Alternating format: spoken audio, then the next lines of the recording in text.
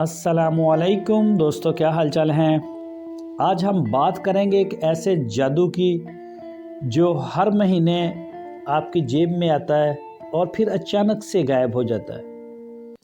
वो जादू है आपकी सैलरी का मैसेज।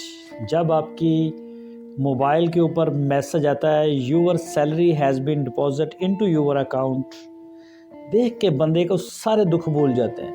वो समझता है मेरा सारे मसले हल हो गए, अब मुझे किसी किस्म की कोई टेंशन नहीं, मेरे सारे कर्जे उतर गए, मेरी सारी मुसीबतें ख़त्म हो गई। ये एक ऐसा मैसेज है जादू भरा। सारी रात प्लान करता है इंसान इस मैसेज को देख के कि फ़लाँ के पैसे वापस करूँगा, फ़लाने दोस्तों के साथ, ऑफिस के जो मेरे दोस्त हैं उनका ट्रिप जा रहा है नारायण कागान मरी में, मैं उनके साथ ट्रिप पे जाऊँगा, बीवी बच्चों को लेके मैं फ़लाँ होटल के ऊपर जाके खाना खाऊंगा, घर के लिए ये चीज़ें ख़रीदूँगा, इस मोटरसाइकिल की किस्त दूंगा, जो मैंने आईफोन लिया हुआ है उसकी किस्त दूंगा। ये प्लान करते करते 20 तारीख आ जाती है और आपके सारे पैसे जो मैसेज आपने देखा होता है वो सारे ख़त्म हो जाते हैं। आपको एक दोबारा बैंक की तरफ से मैसेज आता है यूर रिमेनिंग बैलेंस इज़ 412 रुपये। होए होए होए। फिर जो एक छुरा आपके सीने में लगता है आगे, ऐसे लगता है जैसे सारी दुनिया के गम दोबारा गिरा डाल लिया मुझे। इस मैसेज को देख के इंसान फिर दोबारा परेशान हो जाता है। अमूमन जो सैलरी के ऊपर काम करने वाले मेरे दोस्त हैं उनके साथ ये मामला होता है और ये जादू उनके साथ कब से शुरू हुआ है और कब तक होगा, आगे आने वाले 5 साल, 10 साल, 20 साल, 50 साल, कोई पता नहीं, लेकिन होता ऐसा ही है। महीने के शुरू में खुशियाँ और महीने के आखिर में फिर वही गम 20 तारीख के बाद। आपने कभी सोचा है जब सैलरी आपको मिलती है और फिर पैसे ख़त्म हो जाते हैं आपकी जेब से, वो पैसे जाते कहाँ हैं? इस चीज़ के ऊपर बहुत थोड़े दोस्तों ने गौर किया होगा। क्या आपकी जेब के अंदर कोई सुराख है, कोई छेद है कि पैसे आए और नीचे गिर गए, ख़त्म हो गए 20 तारीख तक? इस चीज़ का आज हम हिसाब किताब लगाएंगे, इस सुराख को पकड़ने की कोशिश करेंगे, इसको बंद करने की कोशिश करेंगे, इस छेद को, कि वो पैसे कहाँ जा रहे हैं। और आपको इसका हल भी बताऊंगा और आपको ये भी बताऊंगा आपका जो मामूली सा खर्चा है, छोटा सा, उसको 1 महीने में आप कितना बड़ा कर लेते हैं। और अगर हम 1 साल का ख़र्चा निकालें तो क्या बनेगा, और अगर 20 साल का कैलकुलेशन करें तो क्या रिज़ल्ट आएंगे, जो जान के आप हैरान हो जाएंगे। वीडियो पर या मुख्तलिफ़ दोस्तों से मिलने के बाद जो हमने अंदाज़ा लगाया है किसी भी इंसान की सैलरी कितनी है, 20,000 है, 30,000 है, 50,000 है, 1 लाख है या 10 लाख महीने की सैलरी है, उसकी जो ज़रूरत ज़िंदगी है ना, जो ज़रूरत है जिसे पूरा करना बहुत ज़रूरी होता है। एक ख्वाहिश होती है और एक ज़रूरत होती है, इसमें फ़र्क है, बहुत बड़ा फ़र्क है। इसके ऊपर मैं डिटेल से बात करूँगा आज। जो ज़रूरत ज़िंदगी है ना, वो किसी भी इंसान की सैलरी का 50% होता है। पैसे की कमी नहीं है पूरी दुनिया में, किसी भी इंसान को ना, किसी की सैलरी ज़्यादा है या कम है, पैसा थोड़ा नहीं होता, पैसे से गुजारा हर किसी का होता है।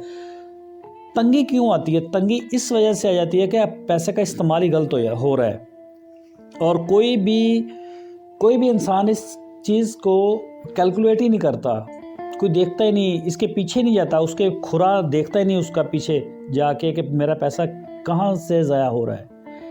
ज़रूरत तो उसकी है 50% सैलरी का। अगर 50,000 है तो 25,000 में उसकी ज़िंदगी की सारी जो ज़रूरतें हैं वो पूरी हो रही हैं। 30% पैसा वो अपनी ख्वाहिशात के ऊपर लगा रहा है और 20% नजायज़ किस्तों के ऊपर लगा रहा है। चीज़ें हैं इंस्टॉलमेंट के ऊपर आपको मिलती हैं, मतलब आपने आपको फंसाया हुआ होता है नजायज़ में, बिला वजह ज़हनी टेंशन ली होती है। तो ये 30% ख्वाहिशात के ऊपर और 20% आपके जो छोटे छोटे कर्जे लिए होते हैं आपने अपनी सैलरी के हिसाब से, उनके ऊपर चली जाती है। छोटे खर्चों की मैं पहले आपको बात बता दूं कि वो छोटे छोटे खर्चे क्या हैं जो आप करते हैं। मैं इसको बोलता हूं साइलेंट किलर। छोटे छोटे खर्चों को जब सैलरी मिलती है ना तो घर का नाश्ता भी अच्छा नहीं लगता। ऑफिस जाएंगे जी, फ़लाँ होटल का नाश्ता मंगवाओ, वहाँ नाश्ता करना। दोपहर के टाइम फिर जूस चाहिए आपको, वो मंगवा लो जी। मैंने टिकटॉक के लिए जी ये चीज़ें मंगवाई। मसलन टिकटॉक के ऊपर जो पैसा लोग खर्च करते हैं, उसमें जो ऑनलाइन दोस्त टिकटॉक को देखते हैं या उसके ऊपर गिफ्टिंग करते हैं ना, वो जो गिफ्ट होते हैं जिसमें शेर, चीते, फूल, कैप और ये वो सारा, ये सब पैसों से ही आता है जो आप टिकटॉकर्स को देते हैं ना। ये ऑनलाइन की सारी गेम है जो जो करते हैं ये लोग, उसके लिए वो पैसा लगा दिया। शाम को जब घर आना है, पहले शवारमा या बर्गर खाना है, क्योंकि सैलरी मिली है तो फिर ऐसा तो होगा। उस वक्त बिल्कुल कोई परवाह नहीं होती कि क्या हो रहा है मेरे अकाउंट के साथ, मेरे जो जेब में सैलरी आई है उसके साथ मैं क्या कर रहा हूँ, ये बिल्कुल इंसान से उसको मतलब होश ही नहीं होती इस चीज़ की। मैं आपको एक छोटी सी मिसाल देता हूँ। 24 घंटे में अगर आप डेली बेस के ऊपर एक बर्गर खाते हैं, 150 रुपये का बर्गर है, अगर हम डेली 150 रुपये खर्च करते हैं इसके ऊपर, तो महीने का बनता है 4500 रुपये। और अगर मैं पूरे साल का देखूं तो 54,000 रुपये, 54,000 रुपीज़ सिर्फ एक बर्गर की मद में जाते हैं।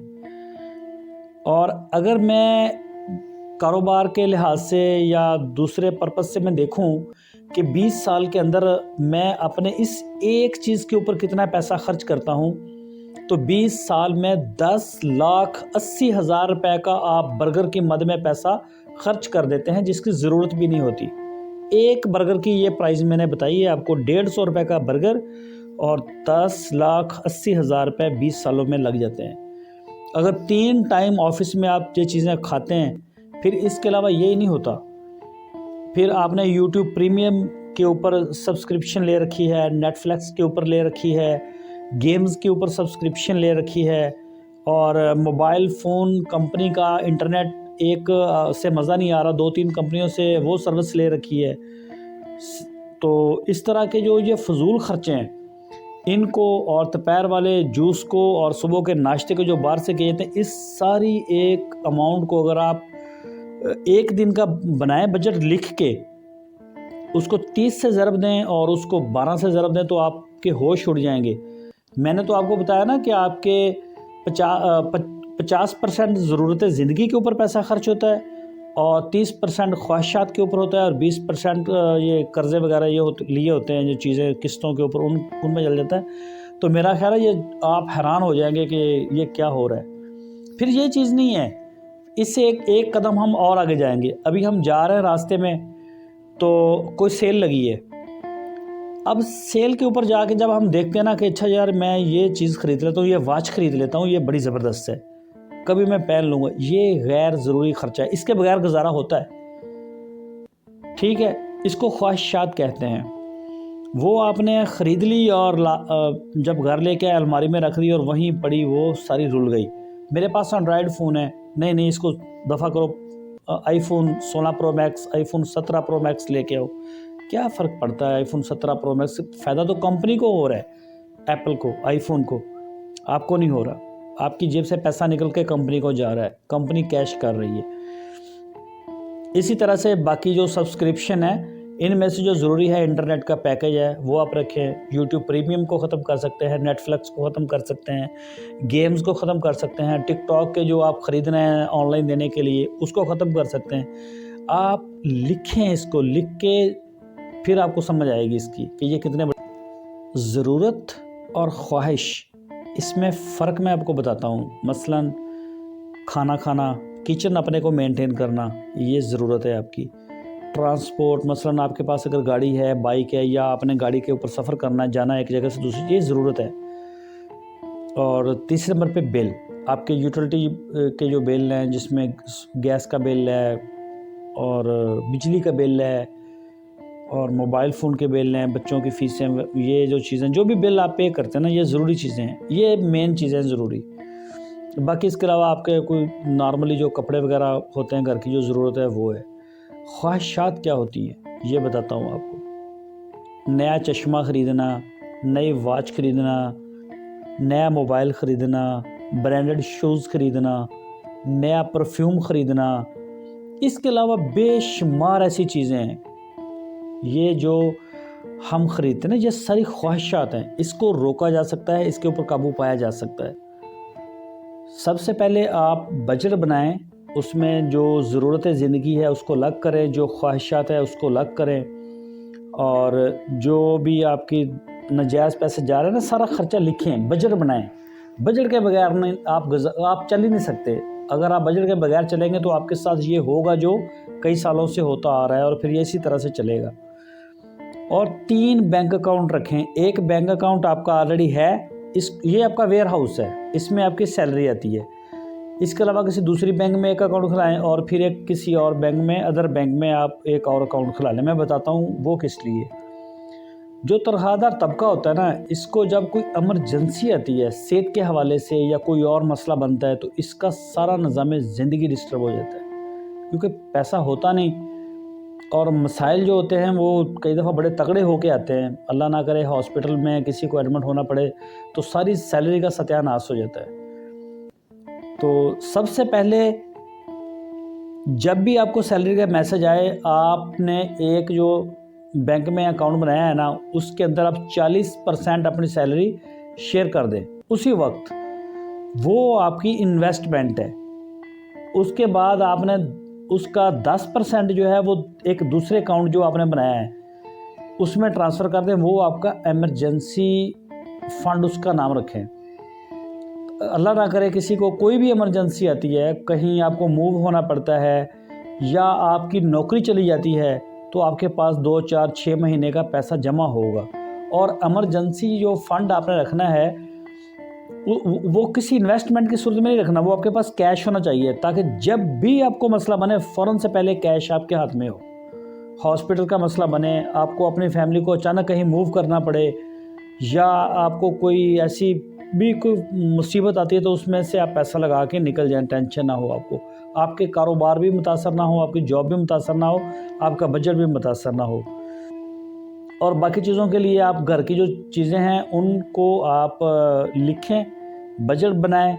जो गैर ज़रूरी चीज़ें हैं, ख़र्चे हैं, सारे रिमूव कर देंगे तो आप देखेंगे कि आपके दिन कैसे बदलते हैं। और इसके अलावा 6 महीने तक आप अपना पैसा जो है वो जमा करें। जो 40% आप शेयर कर रहे हैं दूसरे अकाउंट में, उस अकाउंट को आपने उसकी तरफ देखना भी नहीं। वो आपका रॉकेट फ्यूल है, वो आपकी लाइफ है, समझ लें, लाइफ लाइन है वो, जहां आप 40% शेयर कर रहे हैं। क्योंकि आप इमरजेंसी तो 10% निकाल रहे हैं ना अपनी सैलरी का, या 5% आप रख रहे हैं, जितना भी आप आसानी से कर सकते हैं। पीछे आपको पैसा अपनी ज़रूरत ज़िंदगी के लिए भी चाहिए, क्योंकि ज़िंदगी भी तो गुजारनी है ना, वो भी रखें, उधर भी निकालें इमरजेंसी फ़ंड। और इधर 40% होना चाहिए। बर्गर, शवारमे और ऑफिस की शाम की चाय और मोबाइल चेंज करना, ब्रांडेड घड़ियाँ, वॉच सब बंद कर दें। ये सब सब्सक्रिप्शन वगैरह बंद करें। ये सारा पैसा मोड़ के आप अपने उस अकाउंट में लेके आएँ। उसके बाद आप इसको इन्वेस्टमेंट में किसी भी कारोबार के अंदर आप कर सकते हैं। तो फिर जो ये जादू होता है ना, आपके हर महीने 20-22 तारीखों के जेब खाली हो जाती है, फिर ये कभी नहीं होगी जब आप पैसा इन्वेस्ट करेंगे। जब आप फजूल आपके जो जा रहे हैं, और एक और जो मेन चीज़ है, एडवांस और कर्ज़े और किस्तें, ये सारा बकवास काम है। इसको आप ख़त्म करें, चाहे सैलरी थोड़ी है या ज़्यादा।